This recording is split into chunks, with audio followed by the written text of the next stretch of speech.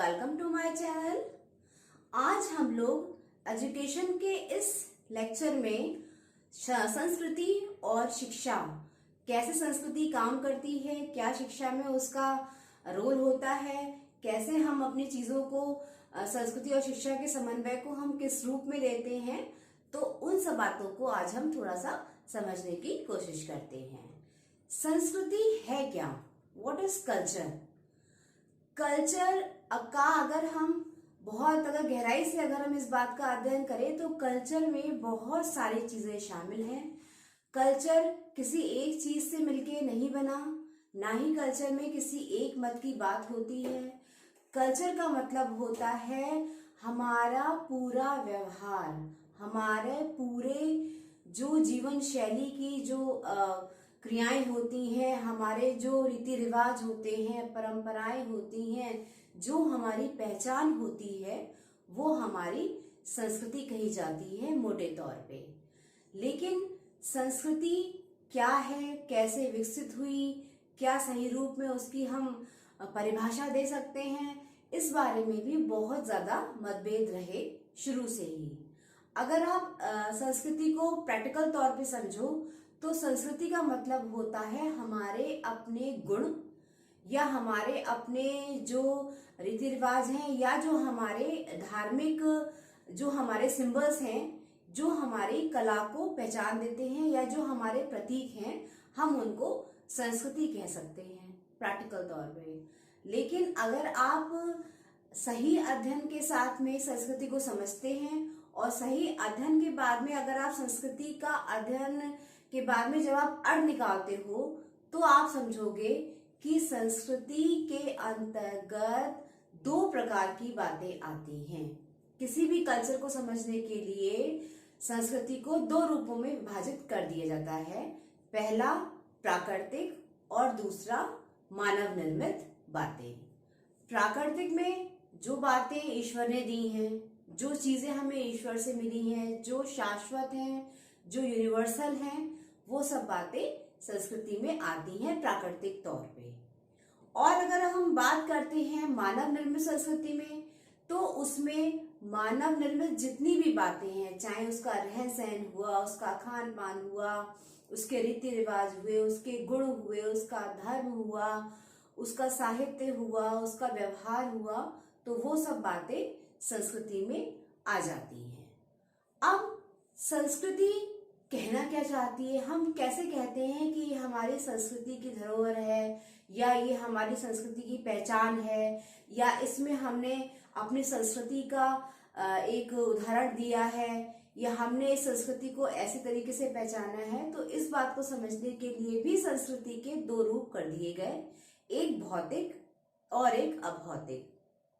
भौतिक बातों में भी वही सब बातें आई जो प्राकृतिक तौर पे आदमी देख सकता है, जो कि प्रैक्टिकल तौर पे हर चीज समझ सकता है। अप्राकृतिक में उसकी वैल्यूज आई, उसके व्यवहार आए, उसकी नैतिक भावना आई, उसके जितने भी इमोशंस जो उसके बिहेव होते हैं, वो सब संस्कृति के अंतर्गत आ गए।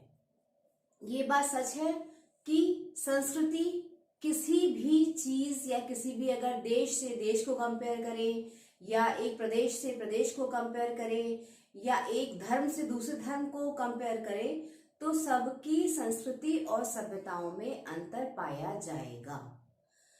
जब अंतर पाया जाएगा तो ये भी समझ में आएगा कि कुछ बातें हमारे ग्रुप की और दूसरे के ग्रुप की अलग हैं, चाहे वो देश से देश की बातें हों, चाहे वो प्रदेश से प्रदेश की बातें हों, चाहे वो जाति से जाति की बातें हों। एक सी संस्कृति आपको कहीं भी देखने को नहीं मिलेगी। संस्कृति दो शब्दों से मिलके बना, वो दो शब्द हैं हमारे सम और कृति। जो संस्कृति का शब्द है वो इन्हीं दो शब्दों से मिलके बना है, सम और कृति, यानी कि अच्छी प्रकार से सोच समझ के किया गया कार्य।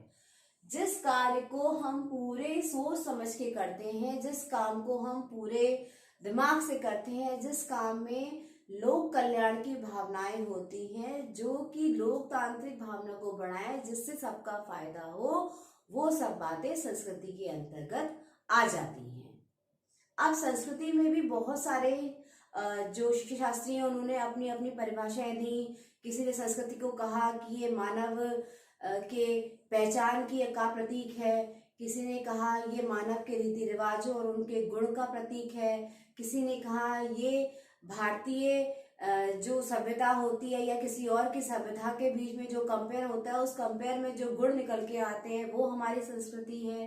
तो अनेक लोगों ने अपनी अपनी परिभाषाओं को अनेक तौर पे दिया, जिसमें से एक जो मुख्य परिभाषा है ओटावे की, उन्होंने बहुत सही कहा।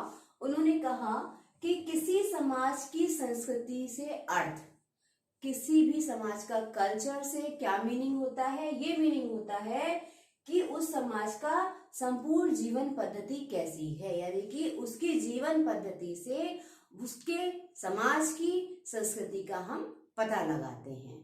यही कहा उन्होंने कि किसी समाज की संस्कृति से अर्थ उस समाज की संपूर्ण जीवन पद्धति से होता है, जो हमारे जीवन की वैल्यूज होती हैं, जिसमें हम अपने समाज को बढ़ाने की बात करते हैं, जिसमें हम अपने लोकतांत्रिक की भावना, जिस चीज से हमारे समाज को फायदा हो, जिस चीज से हमारे समाज में गुणों का विकास हो, जिस चीज से हमें आगे बढ़ने का मौका मिले, जो चीजें हमारे जितना भी हमारा कल्चर है उसको बढ़ाने की कोशिश करती हैं, तो वो सब बातें संस्कृति के तत्वों में आ जाती हैं। अब संस्कृति और सभ्यता भी बहुत ज्यादा पास पास हैं कि ये हमारी सभ्यता है या ये हमारी संस्कृति है। हम लोग ऐसे ही बातें करते हैं, ये हमारी सभ्यता है, ये हमारी संस्कृति है। भारत की संस्कृति सारे प्रदेशों से, सारे राष्ट्रों से अलग है। हम राष्ट्रवादी हैं, हमने अनेकता में एकता की पहचान है हमारे इंडिया में। तो हम ऐसा क्यों कहते हैं? सभ्यता और संस्कृति ये दोनों थोड़ा अलग है, लेकिन इतने पास हैं कि इसका अंतर करना थोड़ा मुश्किल होता है। अब आप थोड़ा सा इतिहास में पहुंच जाओ। जब हमारा आदि काल था, जब अर्ली ह्यूमंस का टाइम था, उस समय इतना डेवलप नहीं था आदमी। भाई जैसे जैसे उसने आग का आविष्कार किया, तो उसका जब उसने आग का आविष्कार किया उसके बाद उसको खाना पकाना आया, वरना वो पहले कच्चा खाना खाता था। फिर पहिए का आविष्कार हुआ, जिससे एक जगह से दूसरी जगह उसका जाना शुरू हुआ। फिर उसने अपने माइंड को बढ़ाया तो उसने खेती करना शुरू करी।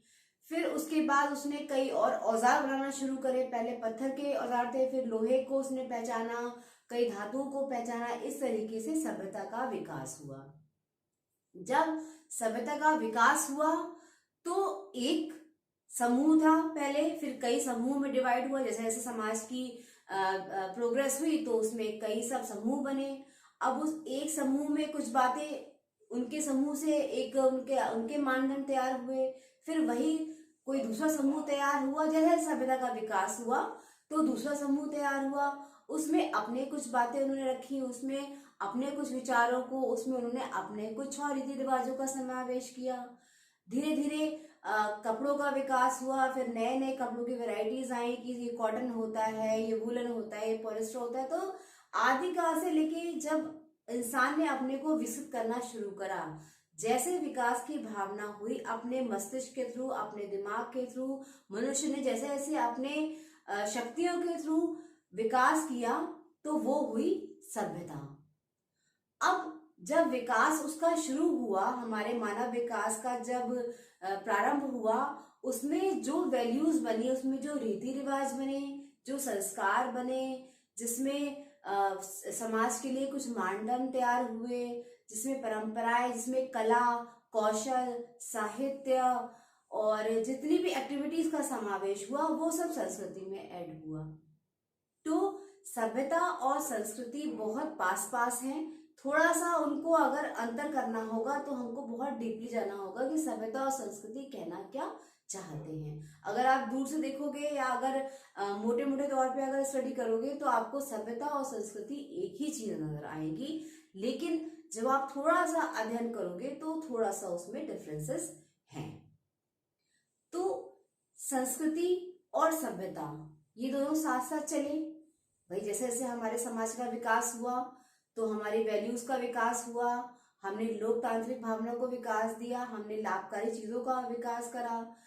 तो संस्कृति वही सब बताती है जिसमें लाभ की बातें हों, जो समाज के हित की बात होती है, वो संस्कृति कहलाती है। अब इसमें अगर शिक्षा का समावेश हो जाता है तो कैसे होगा? देखिए, जब इंसान विकसित होता है, जब उसका विकास शुरू होता है, तो उसमें शिक्षा का बहुत बड़ा हाथ होता है, क्योंकि मानव एक सामाजिक प्राणी है। मानव एक ऐसा प्राणी है जिसके पास मस्तिष्क है, जिसके पास ज्ञानेंद्रियां हैं, जिसके पास कर्मेंद्रियां हैं, जो किसी भी चीज को बहुत अच्छे ढंग से बना सकता है, किसी भी चीज का विकास कर सकता है। तो जब उसमें शिक्षा शामिल हो जाती है तो वो संस्कार, वो सभ्यता, वो संस्कृति, वो जितने भी हमारे समाज को विकास करने वाली चीजें होती हैं, वो सब बहुत अच्छे से विकास का काम करती हैं। वो बहुत ज्यादा प्रगतिशील होने में समाज को सहायक होती हैं। संस्कृति में आप हमेशा ये बातों का ध्यान रखना कि जैसे हमारा भारतवर्ष है, कई अनेक जिसमें रीति रिवाज हैं, जहाँ अनेक धर्मों के लोग रहते हैं, जहाँ अनेक सभ्यताओं की बातें हैं, जहाँ पर रीति रिवाज भी अलग अलग है। आप हर 80 किलोमीटर पे या हर 100 किलोमीटर पे आप देखोगे तो आपको थोड़ा बहुत चेंज जरूर मिलेगा। ये इंडिया की खासियत है कि इंडिया में हर 100 किलोमीटर पे आपको कल्चर थोड़ा डिफरेंट मिलता जाएगा।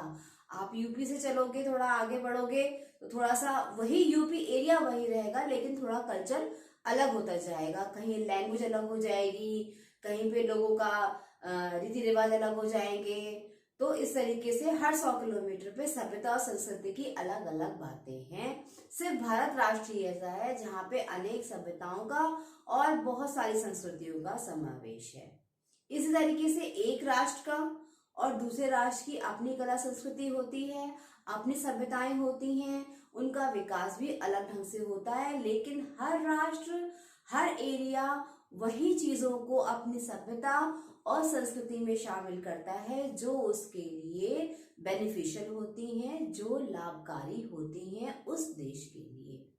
तो हमेशा संस्कृति में उन गुणों का विकास किया जाता है जो कि फायदेमंद होता है। तो संस्कृति, शिक्षा और सभ्यता। संस्कृति, शिक्षा और सभ्यता, ये जब तीनों साथ मिलते हैं, शिक्षा, संस्कृति और सभ्यता जब ये एक साथ मिलते हैं, तब आप किसी भी चीज के विकास में 100% अपना सपोर्ट देते हो, किसी भी चीज के विकास में आप बहुत ज्यादा अग्रसर रहते हो। वो चीज आपकी वैल्यूज को बढ़ाती है, आपका लिविंग स्टैंडर्ड अच्छा होता है, आपका समाज प्रगति करता है, आपके समाज की उन्नति होती है और संस्कृति का विकास होता है जब ये सारी चीजें एक साथ मिलती हैं। तो ये कुछ एक कॉन्सेप्ट था आपका संस्कृति के बारे में। और भी बहुत सारी बातें हैं आपके कल्चर के बारे में, क्या उसकी विशेषताएं होती है, कल्चर में किन किन बातों का समावेश होता है, कल्चर में क्या और बातें हम और सीख सकते हैं या क्या और बातें हम लोग जान सकते हैं। तो इन सब का लाभ उठाने के लिए, इन सब को सुनने के लिए, इन सब का ज्ञान लेने के लिए मेरे चैनल को आप यूं ही लाइक करिए, शेयर करिए, सब्सक्राइब करिए और देखते रहिए एजुकेशन की बातों।